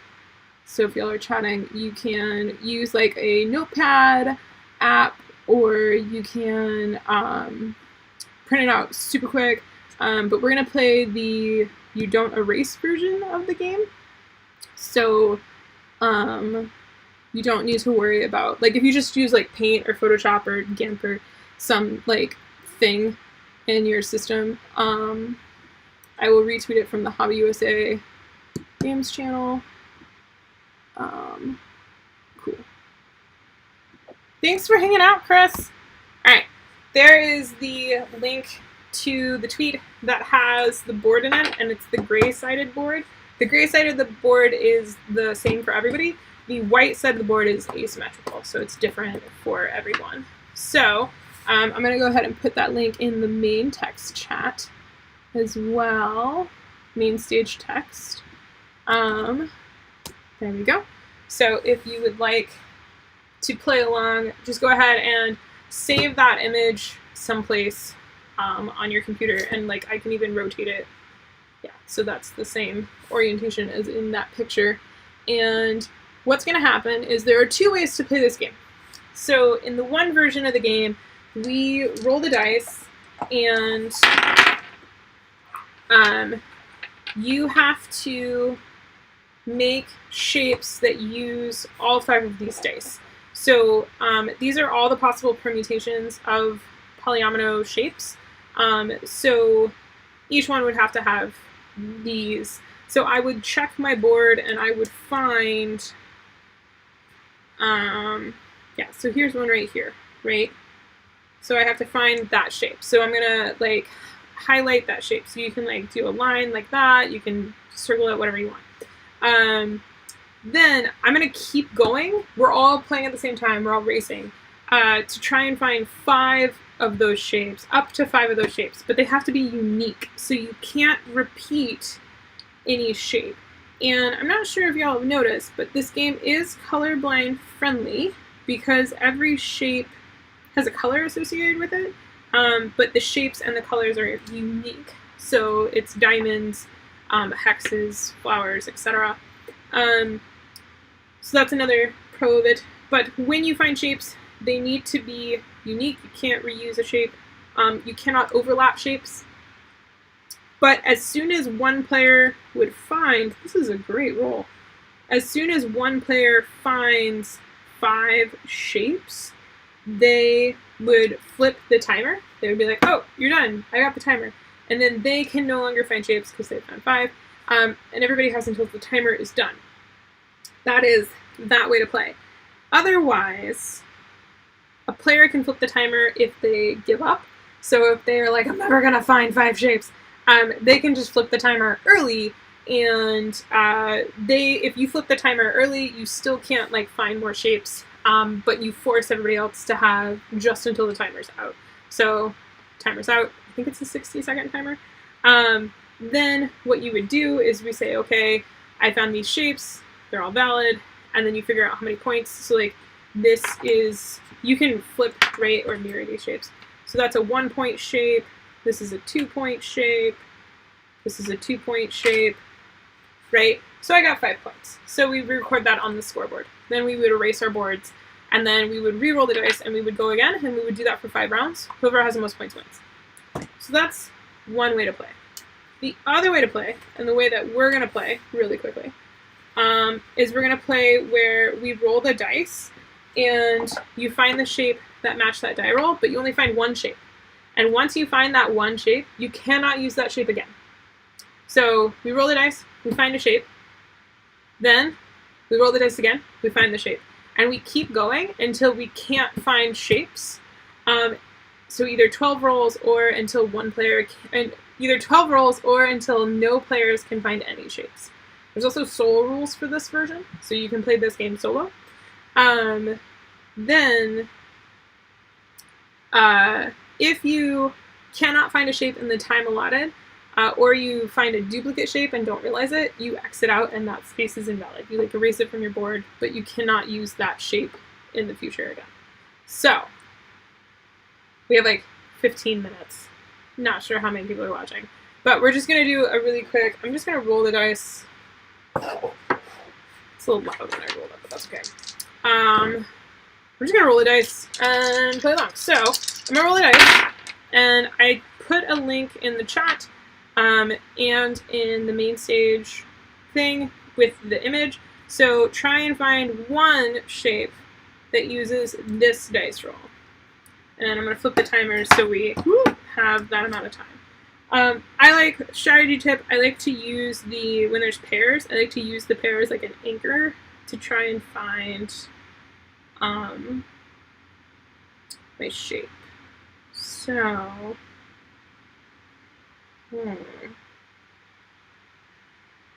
found one really quick, but I wanted to find like a better one. And I don't know if a better one exists.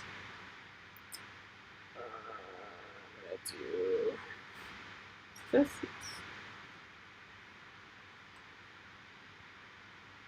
So I'm gonna do that one. So I have now used this shape, right? You still have time. Well, 5, 4, 3, 2, 1. Alright. So I found this one. So I can no longer use this shape, right? So now we reroll. Whenever you get 3 of a kind, you reroll. Because 3 of a kind is super hard. Oh, good, uniques. I don't like the uniques. Alright. Those are my reminders that I have to do a stream because I put my times over wrong. So now we have to find this shape, and I don't like that there's no pairs. Okay, so it's everything except for red. Ooh, okay. Everything except for red. That's red. Oh, no! I'm so stressed.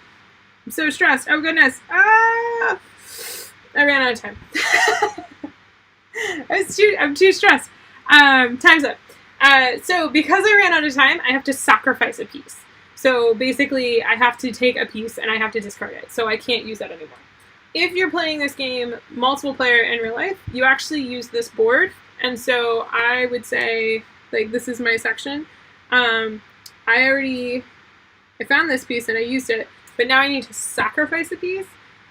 So I'm going to get rid of one of these 1 pieces. So I can't use this 1 piece ever. There was a 5x1 right beneath my first piece. Oh no. Oh! Is it this? I'm not great at this game. I just want to point that out. You will probably be beating me. So there we go. So now we roll again. Oh, 2 pairs. Okay. So we have 2 pairs. 2 pairs is like easier than uniques, but not as easy. Okay, and I got rid of that shape. So 2 purples and 2 dark blues and an orange. Okay. I'm gonna do here.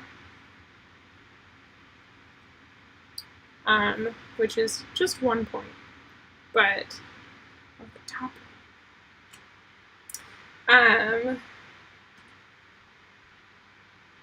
Yeah. So I did that one. Oh, time's up. I think the timer is too quick for this stress. Normally, you only do the timer once one person has found their shape, they flip the timer. So you normally have a little bit of time. I'm just like making it extra difficult on myself. Next roll. Oh, 2 pairs again. 2 dark blue and oranges. Whoop, flip. So, dark blue, oranges, and a purple. I already did that shape.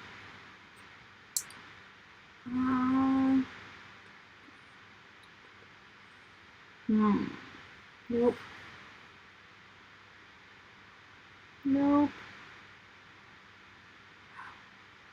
I found one, but it's the shape I already used, so I can't use it. Oh, yes!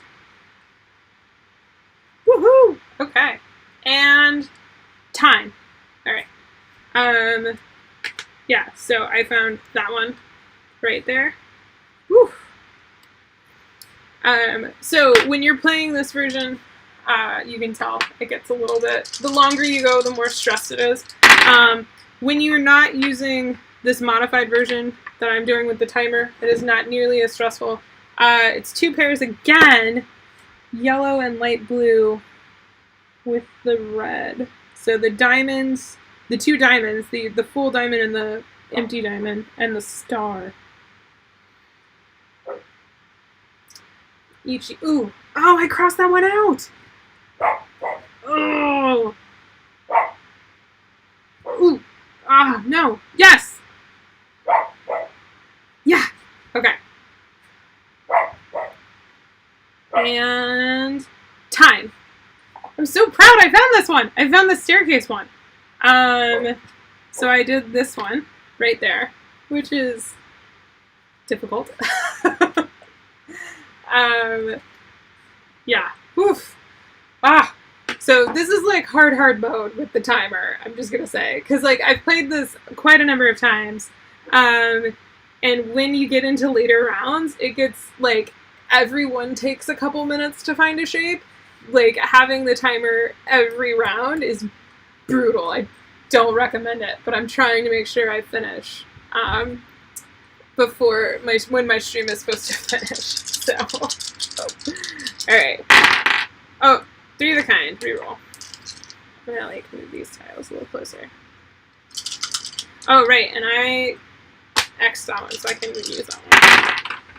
All right. Ooh, no. Okay, so to pair, it's the dark blue star orange. Okay. Dark blue orange. Ooh. Wow. Okay, I found that quick. Yeah, HE approves of my finding stuff. So I found this one. Nice. So yeah, so you can flip and rotate these however you want.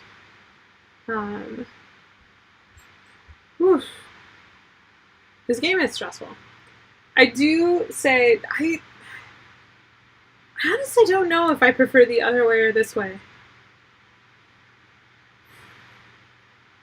I think I like the downtime. Oh, sorry, time, everyone. I like the downtime of this one, like between rounds. Whereas when you play you're trying to find all 5 shapes at once and then you erase between rounds, it's just it's 5 rounds of and this one you just have to find 1 shape, and so it's just I just have to find 1 shape. It's not I have to find 5 shapes. It's, you just have to find 1 shape, which can be nice, but it gets really stressful when you're down to this situation and you have less room, less options. All right. Oh, 3 of a kind. Reroll. So this game will be out for Gen Con, so August, and it's $19.99 will be its MSRP value. And Fiverr Finding is the name. If you happen to be press, and I've worked with you before, or maybe not, and you'd like to introduce yourself, if you're interested, I have to flip the die and focus. If you're interested in potentially receiving a review copy of this, let me know, or any of the games in this collection if you're curious about finding out more. Let me know. If you have any customer questions or anything about any games, feel free to reach out at customerservice@habausa.com. Also, I'm available in the HABA USA text Discord channel all convention. And time. That one was really fast for me. So if you have any questions about HABA games, or if you'd like to see specific games, I have the whole collection with me, so I can open up a game and give you a quick demo if you would like in the voice video chat at any time this week or weekend. So you can definitely find me there. Also, if you're attending the convention, or if you're not attending the convention and you're just watching, we do have a coupon code this week for the convention and through the weekend. VGC, so Virtual Gaming Con 2020, will get you 10% off, 10% at checkout off your entire cart or purchase at habausa.com. So, if you want to get some HABA for your family or gifts, that's a great option. Oh, the unique ones! I'm so bad at this. Okay, everything but purple. Everything but purple. Okay. I am so bad at the unique ones. Oh, and I have limited shapes. Oh, yes! Yes! Look at that! Woohoo! Oh my goodness. Holy smokes. This is the best game of this I've ever had.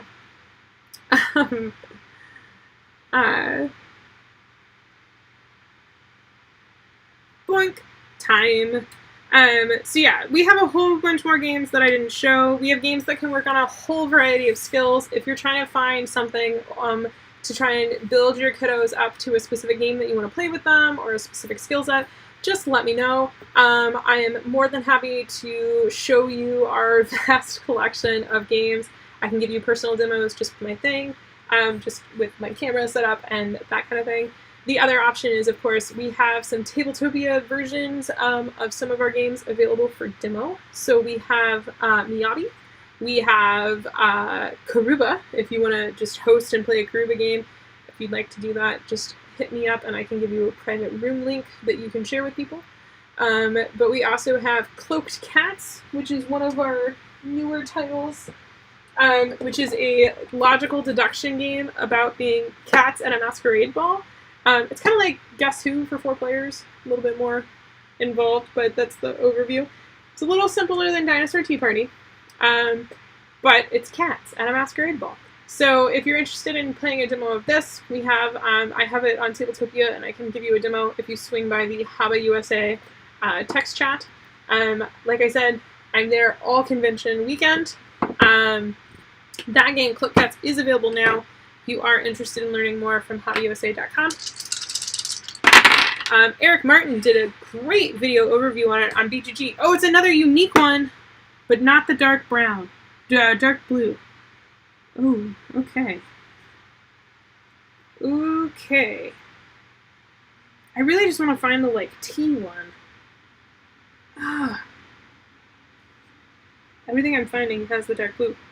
Ooh, no. No. No. No. Oh, man. Nope. I already did that shape. Oh, this is tough. Oh, and time. Ah! Alright, so I have to mark off another one. I'm going to give up on finding the cross. I don't think I'm going to find this piece. Alright. Oh, another unique set! Okay, this time it doesn't have the red star. Oh. Of course, I, like, focus on the thing it doesn't have.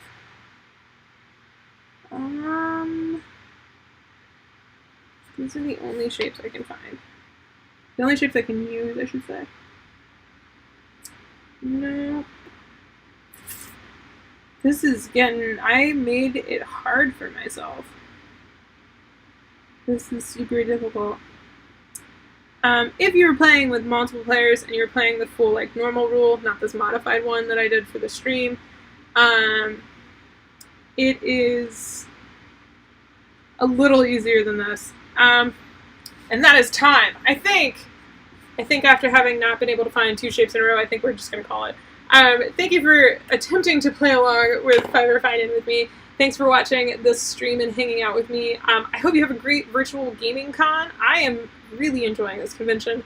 I go to a lot of conventions every year. It's part of my job to hang out, and this year with the given situation, I've been missing hanging out with all of you folks, both my convention family and friends, and also the attendees such as yourselves. So I'm really happy and thankful that Virtual Gaming Con is happening and has been happening, and it gives me a sense of that community that I've been missing. So I'm really excited, and thank you so much, BGG and Dice Tower Con, for putting this on and letting us all be a part of it. Thank you so much for tuning in and hanging out and watching. Like I said, if you have any questions about any HABA games, or you just want to hang out and play stuff, see some stuff, do a Miyabi demo, do a Cloaked Cats demo, find me in the HABA US Techs channel. You can also DM me if you have any specific questions that you want to do. If you want to do any HABA games, we still have some tickets available for Miyabi demos, Karuga play-alongs, etc. Check those out in the event listing page. Otherwise, yeah, I think I'm going to call it a little early. It looks like the next game that's happening is a Jackbox, which is awesome. I love Jackbox. Jackbox. Did anybody ever play You Don't Know Jack? Like, way back in the day? I loved that game. My neighbors and I, we would, like, meet up at each other's house and play that game constantly. I'm so happy they came out with the new versions with Jackbox. It's so fun, and it works really well right now, right? Anyway, I hope you all enjoy the rest of your Virtual Gaming Con, and thanks again for watching. I'm going to now awkwardly try to end the stream. I'm not used to YouTube's new interface. I figured it out. Yeah. All right. Thank you again. Thank you so much for watching, and I will see you all around at the convention. Bye. End.